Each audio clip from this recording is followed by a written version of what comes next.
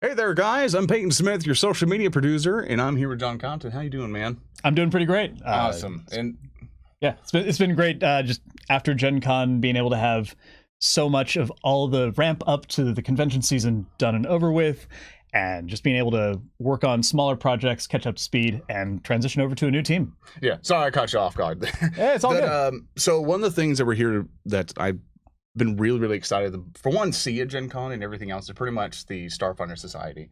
And also all the big events that kind of happen after Gen Con or even during it that's now going to be leading up with the First Seeker. And I wanted us to kind of sit down, talk about the First Seeker, trying to explain who this person is and what's going to be happening now that a new person's going to be coming up with it and some of the involvement with it. So for one of the things I want to talk about is how fantastic the society stuff was at Gen Con. Is that it was my first exposure. Like, so everyone knows and everything else. I haven't really got to play like barely much of Starfinder, unfortunately. Like, it's a big regret because I'm still new to the area and still new to our company and everything else. And one of the things I kept saying from Starfinder is like, I really want to play this. I really want to go through it. But there was another game that was holding me. That was another part of my job that had like a hammer and everything with that game if people want to pick up on that deal.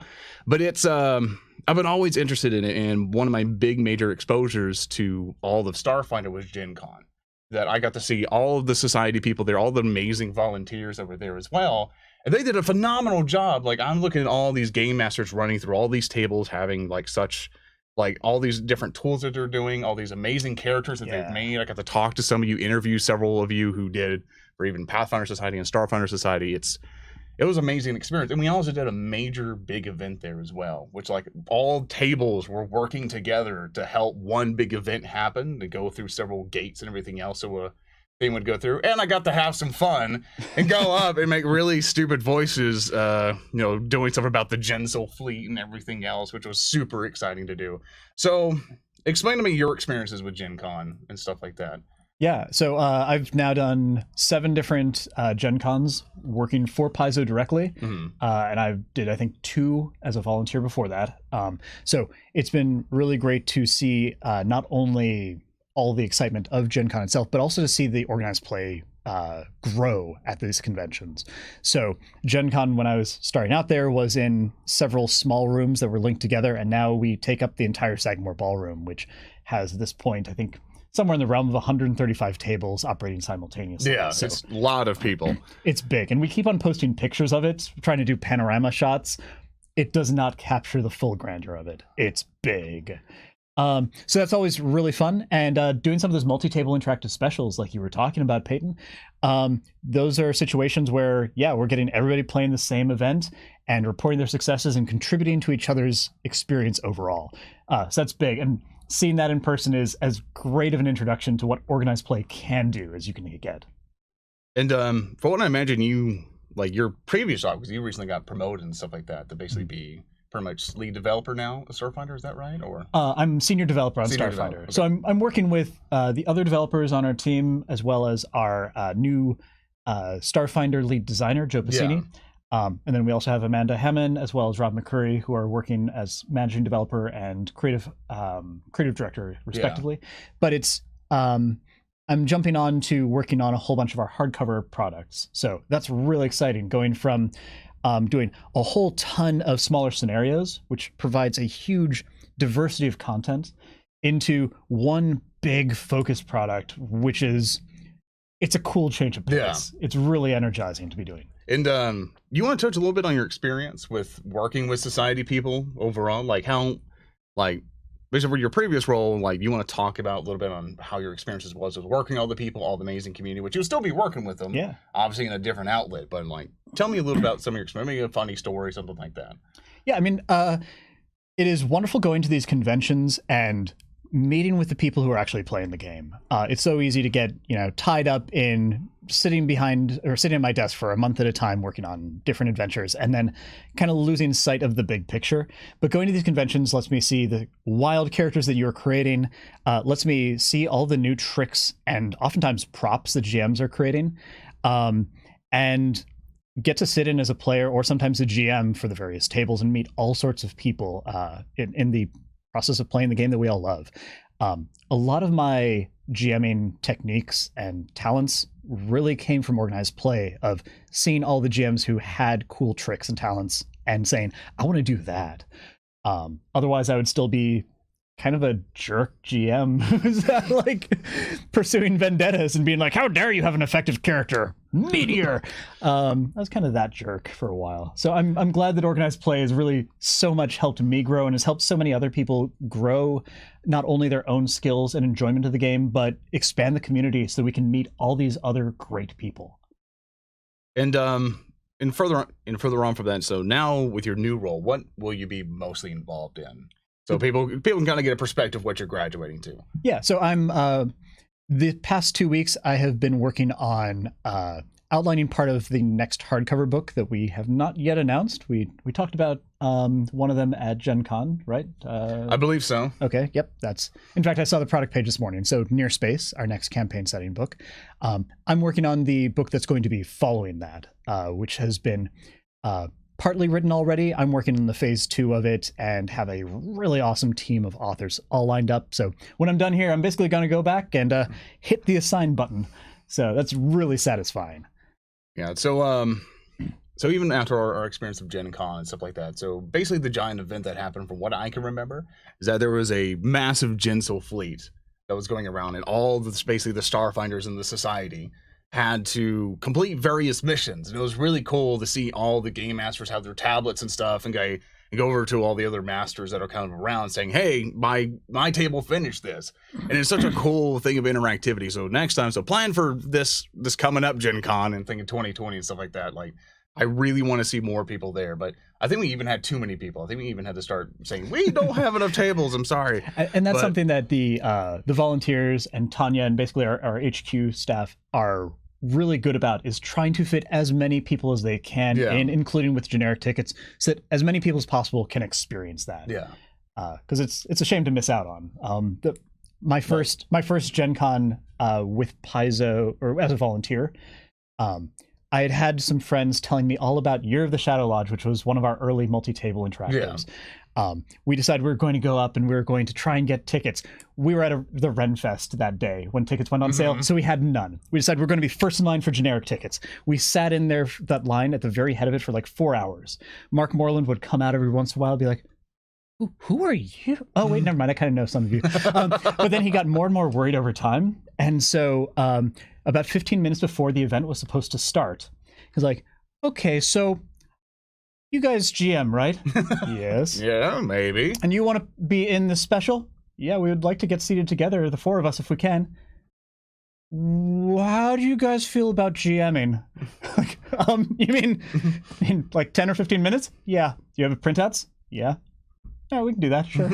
So like, yeah, sure, we'll figure it out. But it we were able to make it happen, and that gave another 24 people a cool experience. Yeah, and it's been really amazing for me because it felt like I was almost at home, because I did a whole bunch of medieval stuff and everything in Louisiana. So one thing I kept saying is, like, it feels like I just didn't even leave Louisiana at this point. Like, it's the camaraderie and community of society has been like exactly the same. Like, you have people who have your back, you have people who are ready to receive you at the table and everything else. So if you ever just like struggle to get a game table or anything else like that, like maybe a lot of other people's schedules are gone and stuff like that, and like I know for me it's really hard for me even on a weekend to just get a game going sometimes. I mean, it's an excellent opportunity if you have the free time to just go over to like a hobby store at like select locations. Like, do we have something on our website, whatever, to kind of help people out with that process? To an extent, yeah. I mean, the best way that I've found is going to the coordinators page on our organized play site. So you go to organizedplayonpaizo.com, and then there will be a tab called coordinators that has a listing of the 850 or so coordinators that we have worldwide. And you can find the several nearest to you and go ahead and send several of them an email saying, here's who I am, here's what I want to do, how do I get started? And they can point you to any local resources promoting that. I do want to point out, though, that as far as the Tourism Bureau of Indianapolis goes, it's like I never left Louisiana I'm going to submit that one for the next Gen Con. It's like just a famous quote, like, never left Louisiana. All right, so, but honestly what happened in that event, that the Jinsol fleet came in, and we got to have a really big event. And I think there was a vote, help me because my memory is fuzzy, and I don't know all the lore of Starfinder that well, that there was a certain character who had this very large ship that we all had to vote on. Yeah, and I think from a spoilers perspective, the extent of what I'll say about that one... Okay, sorry, my bad. Keep going. The extent of what I'll say about that one is, at one point, we take one of the big plot elements that we've been building up for season 1, and we finally put it on stage to do its thing. And there is, in fact, a choice that the players, the whole house, has to make as far as what exactly happens to that plot element and what we're going to do about it as players. And it's always a really big and dramatic moment. It was that way when we launched at Origins, and it was even more true at Gen Con. So really excited about that. But just for anybody who is unfamiliar with Jinsols, think intelligent crabs who you gave an evil alignment and a laser cannon to. And the artwork of them looks awesome. Oh my gosh, like they look really cool. Yeah, Gray Herb is one of the artists for Starfinder Society scenarios, and he's the one who did the work on those, as well as all the other Jinsol art that's followed, and really has set the tone so well for those creatures, as well as a host of other Starfinder Society assets. And obviously after all these events, I won't going to touch on because I don't want to accidentally spoil something again. So after all of that, one of the things that we're here to talk about is the First Seeker. So obviously at this point, if you want to kind of take this on, because you kind of know obviously the story way better than me, that from basically when I know that the First Seeker is now stepping down, I believe, and if you want to take it away from here so I don't mess it all up. Yeah, so when you crack open your core rulebook and you go to the Starfinder Society section, you're going to find that the leader is listed. Our First Seeker, Luwaziel Sebo. And one of the things that's true about Luwazi and the First Seeker position overall is that a First Seeker is basically the sole head of the society, although there are two other entities that I'll get into in a moment. But the First Seeker is elected by the society and comes in with a plan. So that plan is going to be something like, see that star system, we're going to explore it. Or, hey, that anomaly over there in that part of space, let's figure out why it's the case. But it's usually some sort of big event that is going to draw upon a large number of Starfinders. And we represent that through the Second Seekers faction, which is basically a faction that is dedicated to whoever the current First Seeker is. So in the case of Luwaziel Sebo, she comes in right after what we call the Scoured Stars incident, which is basically we did one of those multi-table interactives off screen and we lost. Oh. So instead of being able to be like, well done, Starfinders, it was, well, they'll never find your bodies. Your disappointment, Starfinders. Yeah, exactly. Fortunately, in Indianapolis, there are plenty of bars, so I guess, I don't know, drink it off. We'll see you tomorrow morning for the 8 a.m. slot. After your hangover, Starfinders, we're going to have a lot of work to do. Exactly. So Luwaziel Sebo's goal as Second Seeker, or as First Seeker, that is, sorry, was to rebuild the society. And that's one of the big reasons why everybody was starting from first level when we launched in 2017. So she comes in, we spend all of the first season, which actually spanned 2 years of content, trying to rebuild by making new connections, finding new patrons, but also going back to this Scoured Stars system where everything went bad and trying to first launch a rescue mission, which we did a year ago. And then most recently, we've finally gathered our big team of allies. We've rebuilt the society. We're going in with a huge fleet because we identified the Jinsols as the big threat. And so 200, Fate of the Scoured God, is really the payoff for all of that, where we know going in exactly what we're getting into. And with that, we are going in guns blazing against the Jinsols. So it's a huge, big payoff, and it ends with, well, Luwaziel Sebo by that point has accomplished what she set out to accomplish. She's really rebuilt the Starfinder Society. On top of that, though, we have another First Seeker, sorry. I'm going to keep on switching those two. Another First Seeker named Judnura, who I think we have some art of as well. One more, I think. There we go. Judnura is a hell of a badass. We were so excited when we got this. What is that? That is a Kesava, four-armed, one of our four-armed core races. So he has not only an energy blade, but also a Gatling gun. That looks awesome. I know. And he's a Solarian, so he has solar armor, which is just glowing all over his body. So you're just like, we want somebody who is leading, but also is just ready to not only take a punch, but punch the hell out of somebody. Go ahead and give him some weapons. Like some hard light armor or something? Basically, yeah. It's powered by the universe, so that's a logical reason. Yeah, sci-fi fantasy.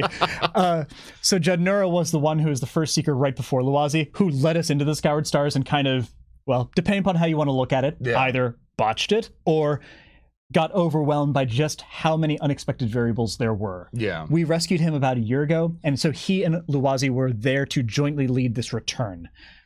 His whole thing was explore the Scoured Stars. So his job is also done. So both of our joint first seekers, which is pretty rare, are done. And Luwazi El Sebo is ready to step aside and transition to the next first seeker. And when Thurston Hillman, Thirsty is the Starfinder Society developer, and really the person who powers so much of the storyline and so much of the scenario development for Starfinder Society. When we were planning out the Starfinder Society initial campaign arc, we knew that we wanted the first seeker to be a position that we could eventually look to the player base and bring in somebody from there to be basically president of space. And that's just what we're ramping up for now. So insert your best Hitchhiker quotes. Basically, yeah. So we have all that going on, and it's a complicated process. It involves us not only finding those candidates, but winnowing them down and presenting who those are to you so that you can vote on them. So there was a Rising Star boon for Starfinder Society. If you were part of Luwazi El Sebo's Second Seeker faction, this was the pinnacle boon that you could get for being part of the faction. What it involved was sending us in, I think it was like 75, maybe 100 words of text about your character, and ideally kind of frame it from a perspective of this is somebody who we're going to incorporate into the campaign. We didn't say it was for First Seeker. We kind of hinted that maybe it was for like a venture captain or a random NPC name drop. No, it was for First Seeker. It was big. We got 25 people who submitted to that by the time we had our initial cutoff. And of that, we narrowed it down to 5 folks. We contacted all 5 of them. We heard back from 4, and we have taken those 4 and basically given them a scenario. So next month, on September 25th, there's going to be a scenario called 4 for the First. Basically 4 candidates going for First Seeker. Yeah. Where you're going to be playing through 4 little mini adventures. You're going to have a chance to meet and interact in a deep way with each of the candidates, so you can get a sense of who they are, what they're about, what their big idea might be if they were to become First Seeker. And then you're going to do a project for them, which hopefully gives you a little bit more depth into their character. So after that, on September 25th, we're also going to have our voting go live. You're going to find that there's a link that goes live, or that goes up a week before that. It won't go anywhere. It's just there as a placeholder. But on the 25th, we're going to open up that survey so that you can vote on who you want to see as First Seeker. And we've done a little bit of looking ahead at what year 3 might involve story-wise, but we've left a lot of space open for whatever it is that this new First Seeker is going to bring to the table. And this is one of those situations where it's potentially possible where somebody's biases or their characterizations might really skew your impression of the person. So we made sure that Thurston Hillman was the one who was writing the adventure. And also, this is a repeatable adventure. That way, in case you play through it the first time and you feel that maybe I didn't get a really good sense of Candidate 3, or is Candidate 1 really going to hold up over time? You can play it again, maybe with a different GM, or you can GM it yourself, and get a different take on who that is, and hopefully get a more accurate view of them. So that's going to be a Tier 1-4 adventure that's repeatable, coming out in less than a month now. And we're going to keep the voting open until November 19th, just before midnight Pacific time. So you have just under 2 months to play this to your heart's content and put in your vote. And then we'll close that off. That'll give the team a couple of months to look over things, come up with their year 3 pitch. And then probably early in 2020, we'll start to hear the first signs of exactly what's coming for year 3. It's like one of the exciting things that I really like the involvement for society and everything is just pretty much how community and player focused it is. Because all these are players. Is pretty much like, hey, I want to put my character as pretty much a recipient and everything else. And get permission for it to become the Seeker and actually be in, some of the content that we're producing for it, which I feel is always exciting. Yeah. I know tons of people, like, especially fans of the games that they really like, really, really want to be inside the process for it. So can you maybe touch on, like, once we kind of get the first Seeker in there and everything else, what potential things might we do now? Like, say we pick a winner and stuff like that, which I don't think we can reveal who they are yet. Yeah. And not yet, though. Right? And I want to drive home a particular point of, not even talking about who these candidates are yet. Yeah. Because every moment that we go into them or describe them in a way that the scenario is not presenting is another way for bias to slip in. And I don't really want people to come away from this stream for spending the next like 4 weeks thinking, oh, I already have an idea of who candidate 3 is. I don't like them, or anything like that. Yeah, give them a fair chance. Exactly. But I can tell you that the list of candidates we had was amazing to read through. We had...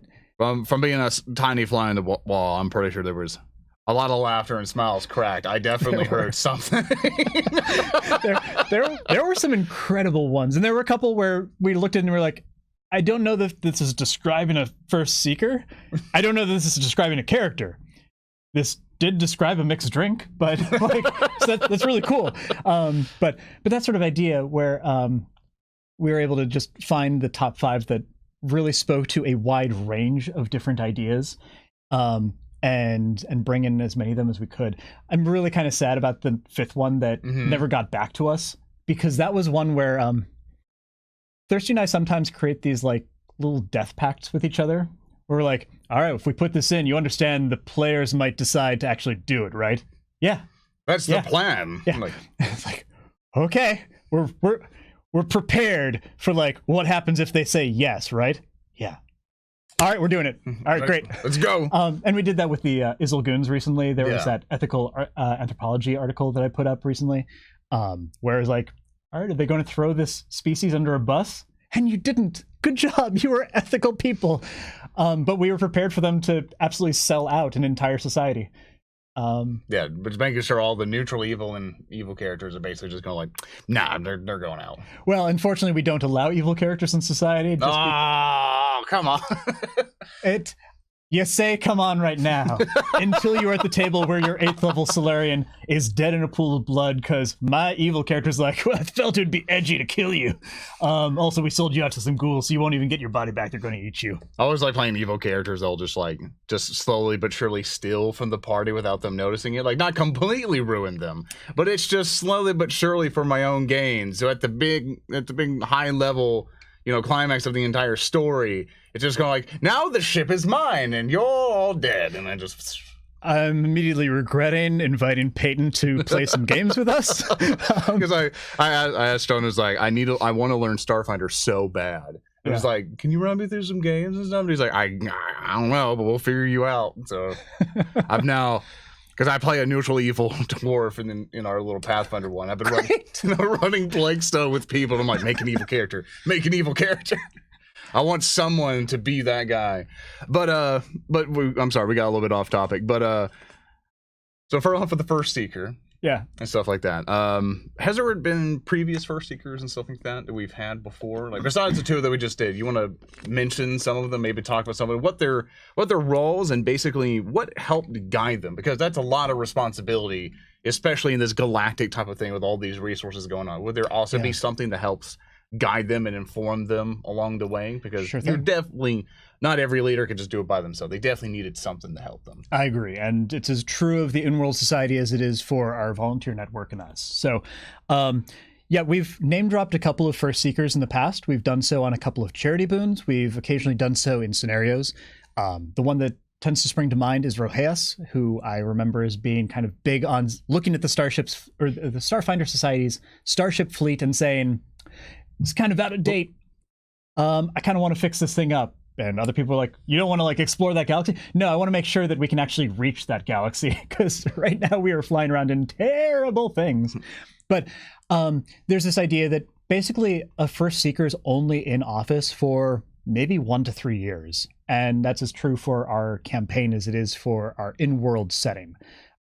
So since it's the year 319 now, and the Starfinder Society more or less started up around the beginning of, or right after the gap, then we probably have somewhere in the realm of 100 or 200 first seekers who are just out there in the past. Yeah. And when somebody's done with being a first seeker, our original in-house concept for a first seeker was they would become the person who rides off into the sunset, never to really come back. They'd basically they would either die trying to do whatever it is they did, or they would succeed and say, there's no way I'm going to surpass this. I now cede my authority to the next person in line, You go be a badass next. We ended up going with a slightly less lethal interpretation of that in the end. Yeah. So, for example, Luwaziel Sabo, she's there to help rebuild the society. Now that she is about done, she's going to step back and will still be around. Yeah. She's not going to like fire herself into the sun or anything like that. Yeah, she's still go to hell, but her majority of her job's done. But after somebody is a first seeker, they can go to one of the two big secondary groups that help to guide the society. One of those, which is called Guidance. Guidance is basically an amalgam computer program of most of the first seekers' intelligences and personalities that have been uploaded into this computer network. So we have, 100 of those, all kind of creating a single AI whole. And so when it comes to electing a new first seeker, what happens in part is that after the society seems to be content, they send that first seeker candidate to Guidance, who then listens to the pitch and vets it and usually says, yeah, that sounds great. But it's sort of another little check and balance of making sure that like there isn't some weird catch to this plan. Hopefully Guidance will intercept that. And if you are not a great first seeker, as we have several first seekers who were not good first seekers, we've dropped at least one of those in one adventure, then you're not part of Guidance. At least we hope not. Yeah. But the whole sequence of how Guidance is uploaded and managed is a little secretive. At least we haven't gone into it a lot in terms of our setting lore. Granted, we only have a single page to talk about the Starfinder Society in the core rulebook, so a little bit. Yeah. But the other one is the I'm forum. sorry. Yeah, and the forum is a bunch of living venture captains and other intellectuals and leaders who help to manage some of the bigger operations, as well as make sure that any of the expeditions that are way out in the field continue to get support. So they're an oversight committee and making sure that everything stays greased. And we have one question from chat here from Numbad that might be Philly, what we were just talking about. Did the selected players understand they may end up as part of Guidance? Implicitly, perhaps. I think the main thing right now is you'll be a first seeker. Let's see how that goes. Just in the fine print, you'll become assimilated. Yeah. Although, granted, when somebody talks to Guidance, then they might occasionally get brief moments of speaking with a particular personality, but for the most part, it's more of like, this is now Guidance as a whole entity. Yeah, and I want to say thank you, John, for your invitation to, by the way, for this Starfinder Society, but I also have like my streams and stuff to basically worry about, so it's because stream is also my part-time job after this as well, so it's like I got two jobs at this moment. So but further on from there, I'd like to open up some of the floor to questions and everything else. We do have some from the forums and chat if you want to kind of queue up some questions as well in chat. Just do @officialpaizo, because we have our chat little thing right here, so he can also read it as well. And whenever we see anything red pop out, because that's how it indicates for us, I would like to answer as much as we can. But did you find a particular forum question that you really wanted to answer at all, or I have it pulled up here? If you need reference. I'm certainly open to questions from all over. And you okay with answering that one? Is that okay? I can speak to it a little bit. Yeah. Okay. Will we see campaign points like this for other factions in Starfinder Society? So I think what this question is getting at is, are we going to see the possibility of seeing other like submit your character or submit an idea sort of things? We've done that to a very, very lesser extent with several of our charity auction boons. For example, we have several special Starship frames that specifically say, yeah, we kind of made this one pretty weird.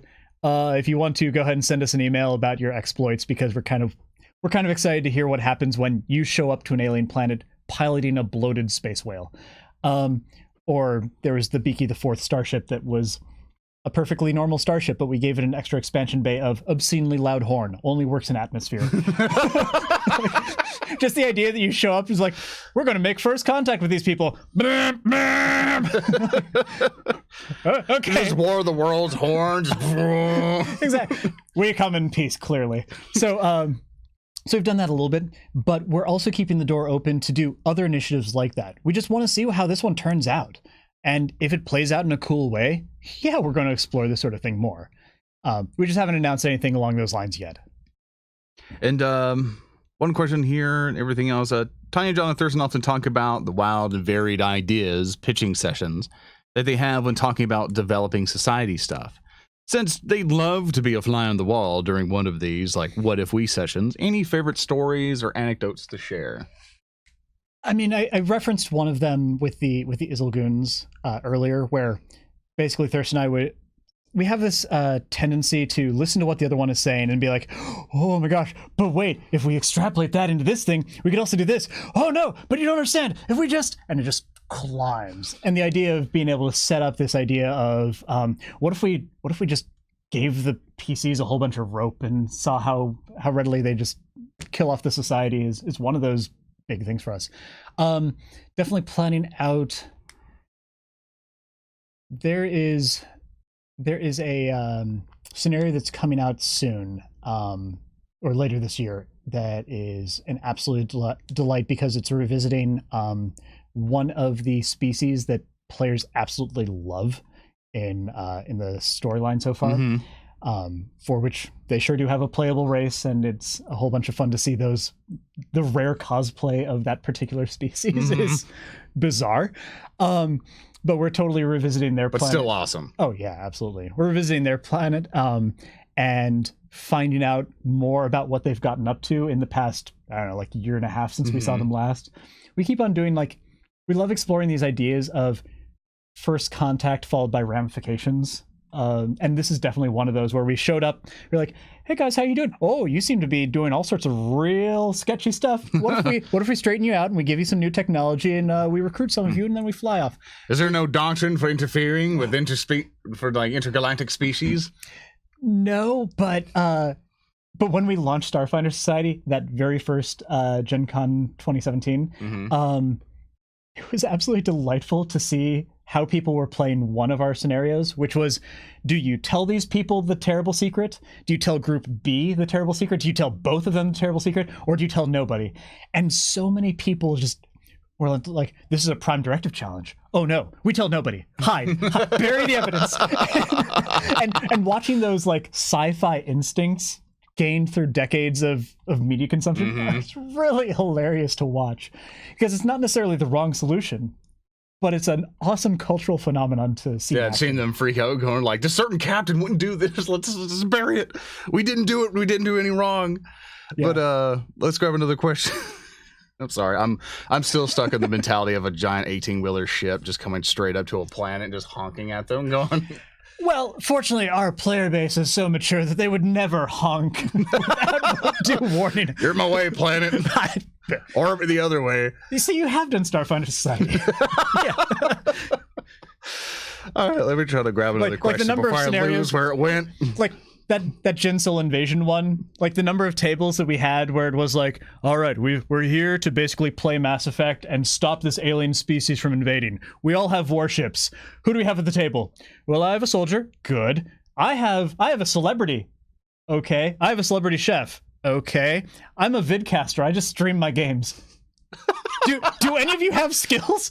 Well, we're all very charismatic. It's like, we can talk a way out of it, sir. Well, you can try. Like Jinsol's with a certain role, I'll tell the Jinsols no, and they'll just go away. Well, we need a new icon. We lost our first three. Who else you got? But before long, let's go and take another question here because we keep getting going. I know we're having such a good time, but we got to do our jobs.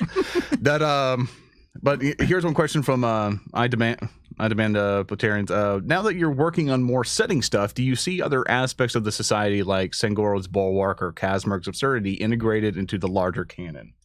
Yeah, so I can speak in some broad strokes about a book that I've been doing a little bit of work on, which is the Near Space book. And Near Space has been an awesome opportunity for the team as a whole to look at all the different references that we've made in the core rulebook and Pact Worlds and elsewhere and say, what should we be describing more? And Starfinder Society sure has done a whole bunch of things with the near space region. And so there were several great opportunities to bring in not only several of those locations from Starfinder Society scenarios to get a much more detailed write-up, but also to bring in the authors who originally worked on the scenarios to do some of that work. So it's really great sustaining that original vision all through several steps. There we go. And so that's going to be showing up in Near Space. That's super cool. So yeah, organized play has really informed a bunch of the setting, and the setting, of course, has informed a whole bunch of organized play. But it's great having that back and forth. We have another question from Twitch here. I think we already touched on this a little bit, but I don't know if you want to emphasize little details on it. Sure. This is quite an undertaking you guys are taking on, and an awesome way to incorporate players directly into the canon through a democratic vote. Is there anything you are taking in consideration on the game master trying not to show bias while running the scenario while the candidates are presented any box text or whatever before you read, or any info on that? I'm sorry if I butchered the last part of your question there, sir. But. Yeah. So I have not seen the final scenario, which I think is still going through early development stages now that it's been submitted and checked. Just remember, Thurston's writing it, right? Yeah. I'm pretty sure he's in Canadian land, just grinding away right now. Or he probably has a stream on the side right now. That one over. Probably. Back to work. But so I don't know whether there's a sidebar in there currently that is just reminding the GMs of quite what is at stake here. But I can always talk with Thirsty and Linda and just double check, see if there is some of that language in there, because that would be good to have. And let me go ahead and scroll down through here, kind of grab some forums questions. One of the things that you did bring some additional art. Go ahead, sir. Did you bring additional art here to talk about anything else, any other specific topics?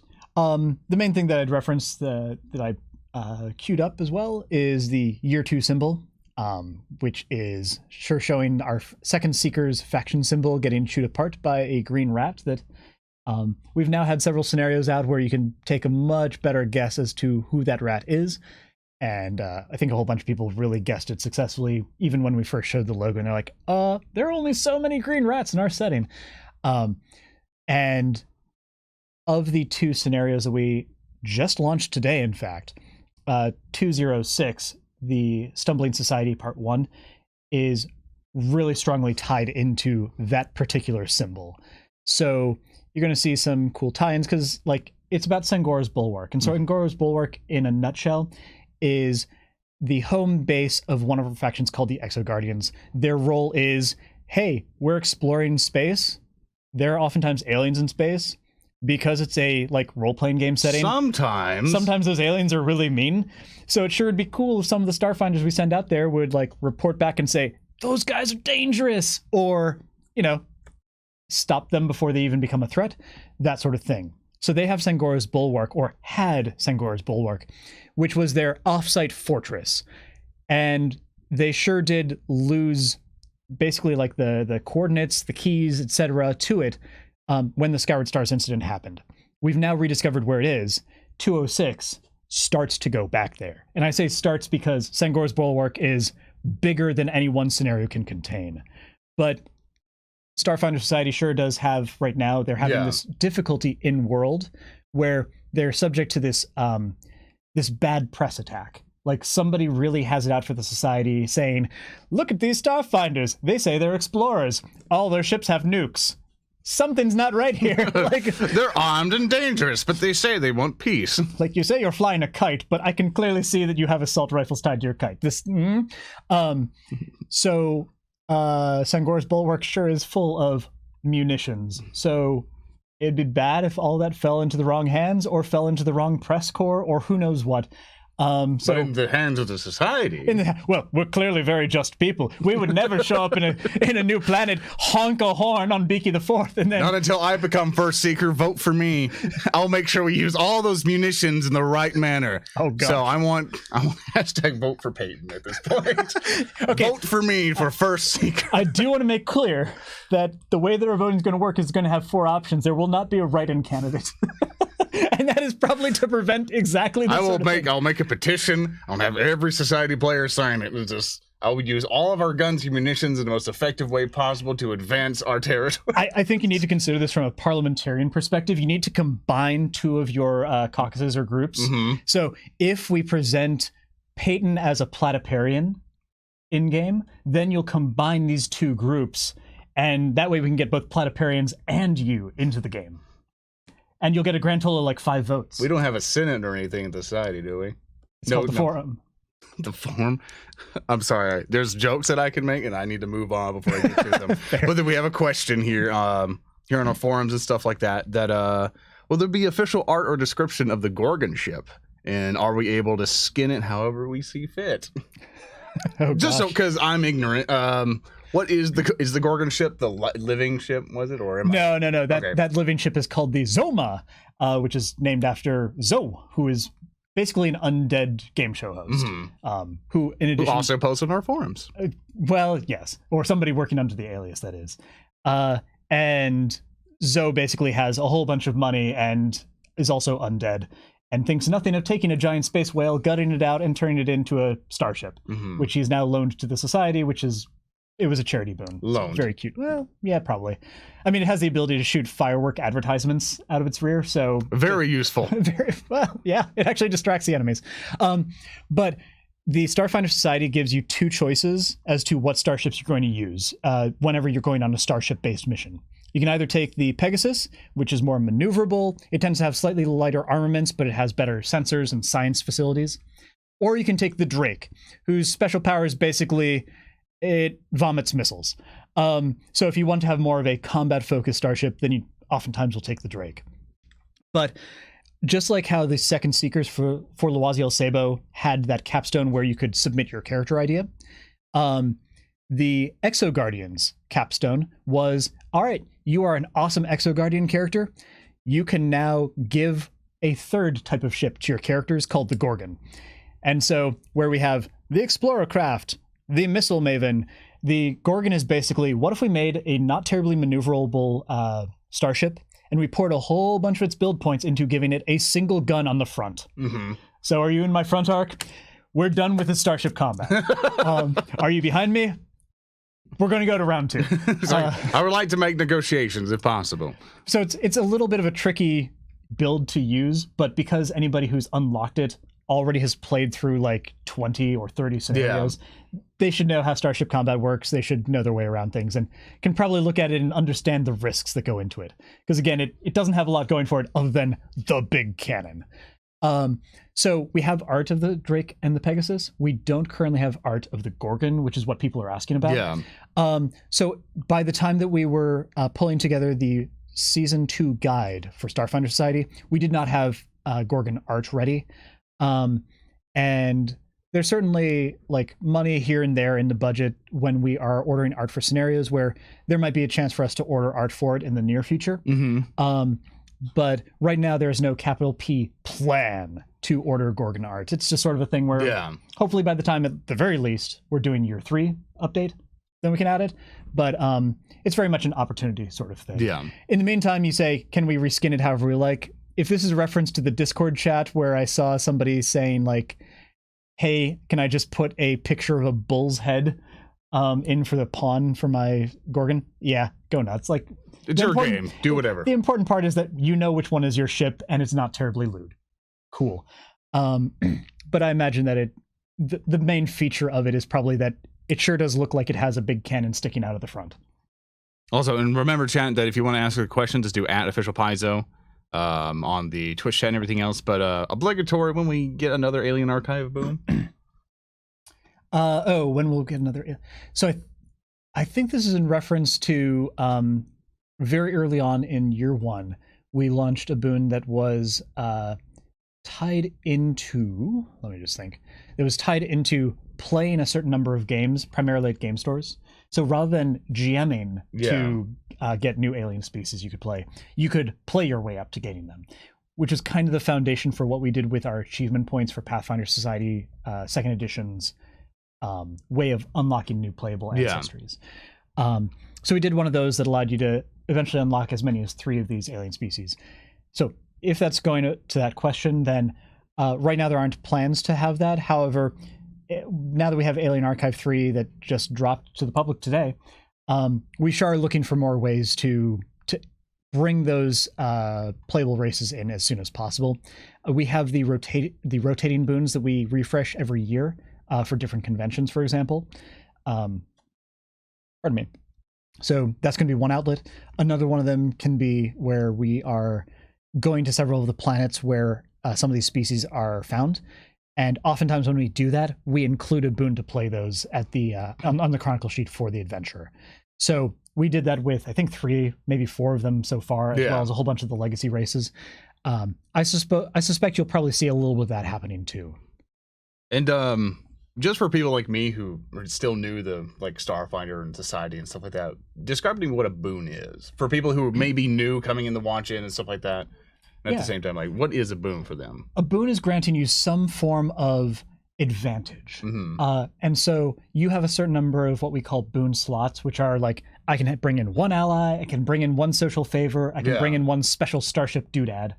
And so you, at the beginning of play, you can take your big pile of these different rewards you've unlocked through playing games or going to conventions, and you can slot those in and say, this sounds like the sort of adventure where I want to be able to critically hit more often. Let's put that in. Or this sounds like the one where we want to put in more missiles on our ship. I will put in the more missiles perk. So that's what boons are There's about. Little bonuses here and there. Exactly. Okay. But several of them open up not just little bonuses, but new options entirely. Yeah. So when you play Starfinder Society, you're able to build any of the core 7 races that appear in the core rulebook. And I believe we also, like halfway through year 1, opened up all the legacy races in the back as well. So if you want to play a dwarf as well, totally cool. Which is my plan. Yeah. Like, and then, either if I can't be a dwarf, it's an orc. So it's... Those are both, half orcs are available. Close enough. Close enough. And then we now have Isilgoons because of our upstanding decisions in anthropology. But that only covers, like, I don't know, 15, maybe as much as 20 different species. With the release of Alien Archive 3, we have more than 100 of those. Yeah. So one of the big things that we release as sort of an incentive to go to shows or show up to your game store is that you can unlock the ability to build characters of these other alien species through playing, through GMing, or through even playing certain scenarios that introduce you to those species. And afterward they say, that's Starfinder Society. They're very cool. What if I were a Starfinder? That sort of thing. We actually had a question here about the future of space combat. Can you elaborate on the future of space combat? I've heard some changes on panels and cons. I don't know if you I don't know if you're able to reveal some stuff for now or not. I might be able to speak in some broad strokes, but not being on those panels in particular, I don't know the full context of it. Yeah, because we don't want to say something and then be wrong later on. Yeah, one of the very early things that happened with Starship Combat is that people identified that some of the DCs, the difficulty classes for skill checks, were not quite lining up with what their characters could do. So one of the early revisions that was released by the Starfinder team at that time was revising what those DCs were. So that's one of the big changes. And there's certainly ongoing in-house like tweaking and reconsideration of, do we add more for this role, or do we open up new options for these folks? Is this enough like pilot maneuvers, that sort of thing? But I think what's really going to do that sort of, what's going to really work on that is providing some more books that can really dive down into what it means to have starships or do starship combat, because that's the place to provide more options and the like. So when we're going to see that remains to be seen. And whenever it does happen, you can bet that you'll hear about it on these streams on Paizo.com. Yeah, I know in the future we'll definitely be elaborating more on it. Yeah. But for now, I don't want to say something and then later on it's completely different and you just have the wrong idea. Because and what I found in the meantime is that like there are really great techniques for making sure that you're getting the most out of Starship Combat. Like adding in energy, and it's not just mechanical die rolls of it's the helm phase, I win, cool, on to the gunnery phase. But that you're, as a GM, describing the near misses, or you're doing a bunch of radio chatter so that you can continue to taunt each other back and forth, or the vid screen goes on just so that the skittermander that you're fighting in the other ship can give you the middle finger, or 6 middle fingers for all I care. Skittermanders are like that. So being able to add that energy, helpful. Yeah. But being able to add in that chatter and that life really adds so much to Starship Combat. So that's what I recommend in the meantime. But yeah, Starship Combat's definitely on our radar as a subject that we could do way more about. One last question we'll probably do here is, without giving it away, are you secretly hoping a specific first secret to be elected later this fall, or do you have the most feared candidate? Something that you don't reveal who they are, but there's one you may want to describe, and you're like, oh god. So I don't know. I'm sorry if I put you in a weird position for it, but So all 4 of the ones that we put on or into the scenario are ones that we are comfortable having as first seeker. They would not have made the list if we were really deeply concerned on that front. With the exception of, I mentioned how there was that 5th person who never got back to us. That was the, like, oh gosh, candidate who, candidates 1, 2, 3, and 4 all read like, I would like to do this thing. Here are some of the things that my character likes. Long walks on the beach. Like stabbing people with my sword. Flying starships. We're like, that's cool. We can work with that. Person 5 was, I am going to bend all of the Starfinders to my will until we are a unified force under one mind, my mind. And why didn't you just accept my character, man? Because the person never got back to us. We have to reach out to that person and make sure that now that they know what this is about, that they are cool with us using their character in that way. Yeah. That consent is really important to us, which we have from the other 4 people, but didn't have for that one. That would have been pretty interesting to have an in-game boss for Seeker kind of deal. Yeah. And like when we were planning out like how could we do the scenario, having that 5th little quest of, okay, well, we sure did do this thing for that person. Oh boy, they were sketchy as hell. and we were also kind of planning like, we're going to get some people voting for that person just because they're like, we want to see what they do with that. And we were ready for that. Like, if we needed to turn year 3 into the year of... This is just a civil war, just who's on what side? Whether it's a civil war thing or whether it's we thought it was a good idea, but now he's apparently a mind bender and like one of our entire factions is now under his control. That's ripe for stories. Oh, we could do some great scenarios there. And in the end, we'd be able to look back to the fan base and say, you did this to yourselves. This is what you've done. I don't know if you are able to elaborate on it. Like, just tell me if we have to kind of save it for another session. Are you able to elaborate on the Starship roles, or we need to save it for another session to make sure we don't say something wrong here? I would need to check a certain product page to see what, in fact, anything of that says. So, like, right now, I think that we're at a point where I don't want to just extemporaneously say anything. Don't worry, I'm taking your question in mind, and I'll see, and I'm basically going to document it later. So when we do come back to this topic, we can actually tell you, because I don't want to lie to you. So I would want to make sure that whoever is working on any such developments would be the one to share that news. Yeah. So later on for that, guys, I think we're going to start ending it here. So thank you so much, man, for joining here with me, talk about Society, the First Seeker, and the process that we're going on with it. I'm super excited to see it, and I'm super excited to see how you deal with an evil Peyton on your team. I was about to say, I'm super excited to see what your half-orc or dwarf character looks like. It's like I'm making basically, this is how bad I am with Starfinder. The cover in front with a fire axe. Basically, take that. I'm going to take that and basically name him Orky the Orc, and I'm going to go ham. Sure, I'll take it. My ability to roll with any sort of player nonsense has been finely honed through so much organized play. Actually, one thing I actually want to do, so chat, you guys are way better at making Starfinder characters than me.